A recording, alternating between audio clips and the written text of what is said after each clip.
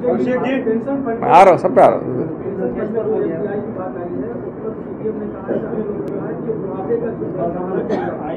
नहीं, मैं सुना नहीं आपका क्या पेंशन फंड में क्या हुआ? पेंशन फंड में जो एफडीआई मंजूरी हुई है कैबिनेट द्वारा, हाँ, उसमें सीपीएम ने कहा कि बुढ़ापे का सहारा की गई है सरकार।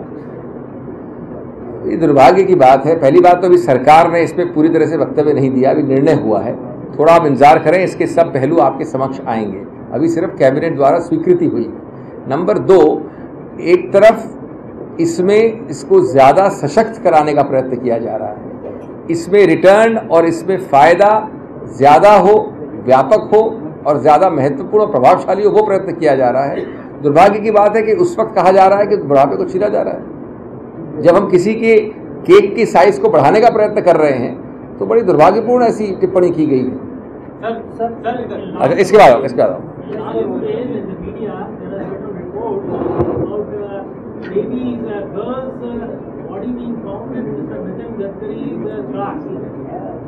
It's a quite old incident of 2009. Do you think the government of Maharashtra have done the right thing and taken the right action till now, and will they be taking the correct? You know, I could play politics on this and I could make all kinds of provocative statements. But unlike other parties, the Congress has never believed in cheap sensationalism or in trying to make irresponsible statements. There is a process. As of now, the process stands where it does. In case there is any doubt of a real kind, there are very specific remedies open, including going to the court and asking for reopening. So I think instead of making casual or other comments which will be misconstrued, we should reserve comments. As of now, it's a legal process and I will say nothing more on it. Road में सभी आरोपियों को जमानत मिल गई है, BJP ने खुशी जताई, आप भी खुश हैं? देखिए, मैं किसी कानूनी प्रक्रिया में क्या कह सकता हूँ। बीजेपी खुशी कैसे जताती है मैं समझ नहीं सकता। न हम खुश हैं न हम दुखी हैं। ये एक जज ने अमुक अभियुक्त के विषय में, अमुक अभियुक्तों के विषय में एक ऑर्डर दिया है। कुछ का ऑर्डर ऐसा होता है, कुछ का ऑर्डर वैसा होता है। इसमें किसी राजनीतिक पार्टी को टिप्पणी करना मैं समझता हूँ अपने आप में अनुपयुक्त होगा। अभिषेक जी, सामना में कांग्रेस जनरल सेक्रेटरी राहुल गांधी का काफी मजाक उड़ाया है और उत्तर प्रदेश में बदहाली के लिए कांग्रेस को और राहुल दोनों को जिम्मेदार ठहराया है। अगर आप समझते हैं कि हम सामना के प्रशंसा और सराहना पे निर्णित हैं या निर्भर हैं, तो आपको फिर एक और चेक करना पड़ेगा। हमने कभी उनकी तरफ से सही काम, प्रशंसनीय काम के लिए भी सिवाय निंदा के और किसी चीज़ की अपेक्षा नहीं की है। तो ये बिल्कुल एक्सपेक्टेड है और स्वीकृत है। Sir, Mamata Banerjee has unveiled a new anti-Maoist policy and she is also decided to launch a counter-insurgency force. What is the party's reaction? These are matters which a state government has to take a decision on according to the local realities. There is no generic or a blanket answer. State A will have one approach, State B will have another approach. Certainly, if the West Bengal government has taken a decision, it is based on the ground realities of West Bengal, and it will have to be proved in its efficacy or in its lack of efficacy when it is applied on the ground. And in the light of those inputs which come back, it will again be subject to mid-course correction. This, I think, is part of each state's basic duty, whether it is Chhattisgarh, whether it is West Bengal, whether it is Madhya Pradesh, whether it is other states. They have to and they must, but I don't see any reason to comment on it now. Let it work itself out and then we'll see.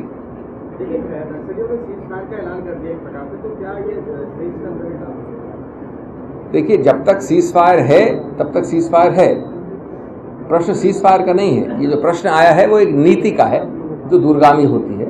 और cease fire आपको याद दिलाऊं कि नक्सलों ने कम से कम 10 बार पहले भी किया। 1 minute.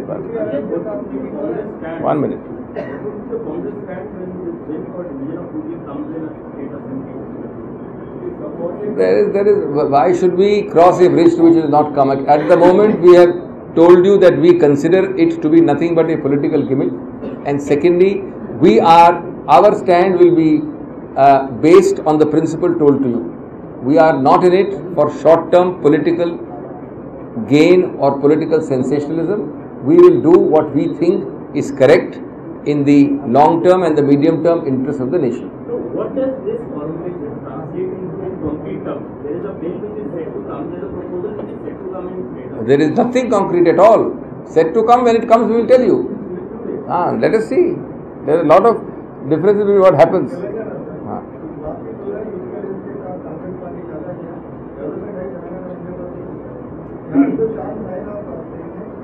हर दिन प्रतिदिन कुछ न कुछ बातचीत चलती रहती है. आप लोगों के लिए वो नहीं होती है बातचीत. जब उसका निष्कर्ष आता तो आप लोगों को बताया जाएगा. मैं किसी कंसल्टेशन के बारे में यहाँ से टिप्पणी नहीं कर सकता. मैं आपको आश्वस्त करना चाहता हूँ कि इसके लिए बहुत ध्यान से बातचीत चलती रहती है. एक मिनट, यहाँ भी कुछ लोगों से किसी और से पूछ लीजिए.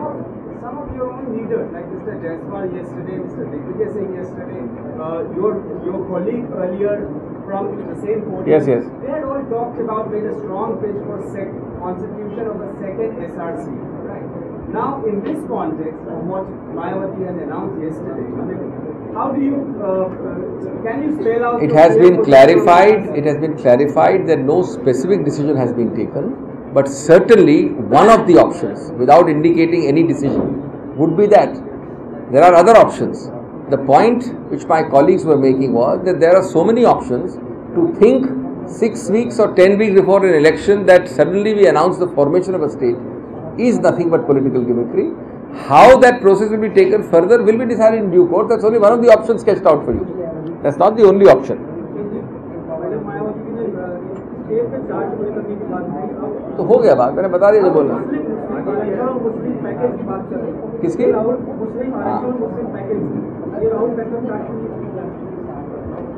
देखिए, मैं समझता हूँ इस देश में जो चुनाव के निकट अजीबोगरीब या गैर जिम्मेवाराना नए प्रस्ताव और वक्तव्य आते हैं तो आपको मान के चलना चाहिए कि उनमें न तो सिंसेरिटी है, न उनमें दूरगामी सोच है और न उनको कार्यान्वित करने का कोई सही सच्चा उद्देश्य है. और ये बात हम नहीं कह रहे, मैं समझता हूँ हर आम आदमी जिसमें बहुत विवेक होता है वो जानता है. बाकी क्या ये मुद्दे संवैधानिक हैं, ये चीज़ पहले भी सिंसियर रूप से ट्राई की गई और चुनाव के वक्त नहीं. आंध्र प्रदेश में एक मॉडल है जिसमें आपने कहा इसी चीज़ का, तो उनमें संवैधानिक पक्ष को भी ध्यान रखना पड़ता है. लेकिन निश्चित रूप से अगर कुछ ऐसी कॉन्क्रीट ठोस चीज़ होती है तब हम रिएक्ट करेंगे. ऐसे किसी चुनाव में फेंक देना बोलने से कोई फर्क नहीं पड़ता. काफ़ी हो गया.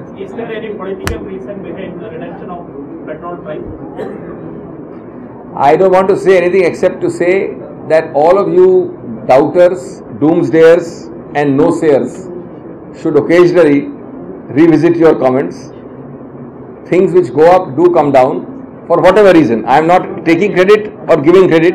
I am not giving reasons. But I am pointing out to you that from this very podium, the huge degree of skepticism shown by many of you, I don't mean you individually, but as representatives of the Janta, that skepticism is not always justified. आपके उत्तर प्रदेश में गठबंधन की कोशिशें सारी बेकार होती नजर आ रही है. अजीत सिंह कह रहे हैं जल्दी करिए वरना मेरे पास और विकल्प है. हम जो निर्णय लेते हैं, जब वो निर्णय ठीक रूप से अंतिम निर्णय होगा, औपचारिक होगा, तब आपसे बताएंगे. इस वक्त ये समझना कि कोई निर्णय पहले ले लिया गया है या वो कार्यान्वित नहीं हो रहा है, वो गलत होगा. ये एक रणनीति होती है, बहुत सोच समझ के बनती है, और वो किस वक्त उसका खुलासा कैसे होगा वो आपके पास बाद में आएगा. मनु शर्मा को आज पैरोल पे रिहा किया गया है. पिछली बार जब वो रिहा हुए थे तो उन्होंने शर्तों का उल्लंघन किया था और दिल्ली के मुख्यमंत्री पे आरोप आए थे. क्या लगता है इसमें कोई राजनीति? इसमें कैसे किसी व्यक्ति के पैरोल पर मेरे से आप क्या टिप्पणी पूछ रहे हैं, मुझे समझ नहीं आ रहा. मैं कांग्रेस के हैसियत क्या टिप्पणी करूंगा? किसी कुछ पहले हुआ था, आगे होगा कि नहीं, उनसे पूछिए आप क्या करेंगे. वो हैं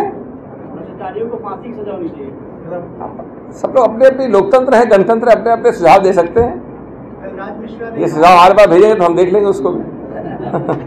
के डिवीजन को लेकर के कलराज मिश्रा ने कहा है कि वो अगले विधानसभा सत्र में मायावती के खिलाफ अविश्वास प्रस्ताव लाएंगे. कांग्रेस क्या इसका समर्थन करेगी? मैं क्यों एक काल्पनिक चीजों का उत्तर दूं इस वक्त?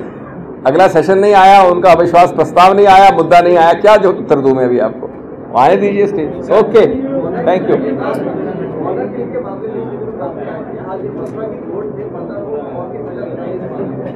I want to repeat with all the sincerity at my command, the Congress has a very clear view on this. The Congress does not believe in taking in any manner, direct or indirect, a lenient view of such things. This is a reprehensible social stigma, a crime, a terrible social scourge. But on an individual facts of a case, I cannot comment. Certainly, as a concept, as a regrettable scourge of our society, this needs to be exterminated. मैं आपके समक्ष बड़े स्पष्ट रूप से बता दूं कि ये एक ऐसी दुर्भाग्य की चीज़ है, समाज का एक ऐसा नासूर है जिसको किसी प्रकार से परोक्ष या सीधे रूप से कोई प्रोत्साहन नहीं मिलना चाहिए। इसको पूरी तरह से जड़ से हटाना बहुत आवश्यक है। किसी एक केस के बारे में मैं नहीं कह सकता कि उसमें तथ्य क्या थे, उसके आधार पर क्या दंड दिया गया, लेकिन निश्चित रूप से कांग्रेस का स्टैंड इसमें शुरुआत से बड़ा स्पष्ट है। Honour killings, honour killings. Okay, thank you. आइए इधर आइए। China has warned India that there should not be a build-up on the border. Is it a threat? Look, let us not get into what they say. They can say what they want. They can say what they like. You have to only be ready that you are always prepared for the worst. The government of India is no toy shop or a small paper ship that it is going to start trembling on any form of birds. The government of India is concerned about its own interest, which is national interest, and I can assure you that our preparedness and our awareness is never diminished.